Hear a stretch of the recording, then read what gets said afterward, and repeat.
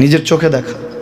কিছুদিন আগে একটা জানাজা পড়িয়েছে, খোদার কসম করে বলছে 6:30 ইন্তেকাল করেছে। হসপিটালের বিল দেনেওয়ালা নাই, 4 সন্তান। অ্যাম্বুলেন্সে ঘরে ঘরে আসবে, 1000-1200 টাকার বিল দেনেওয়ালা নাই।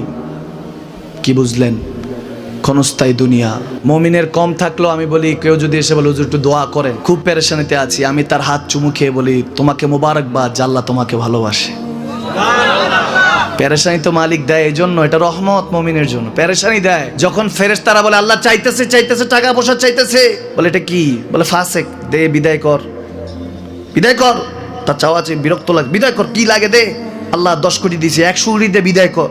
মুমিন যখন চাইতে থাকে আল্লাহ আমাকে কিছু লাগবে, যখন একটু করে চায় আমার মাটাকে সুস্থ করে দাও, বাবাটাকে আল্লাহ আমার স্ত্রীকে, আমার আমাকে একটু তৌফিক দাও, চাইতে থাকে মুমিন। আল্লাহ বলে যখন ফেরেশতারা দেখে মুমিন চাচ্ছে, দেরি করতে পারে না, তাড়াতাড়ি খাজানা নিয়ে দিতে নেবে, আল্লাহ বলে রাখোস না, এত তারা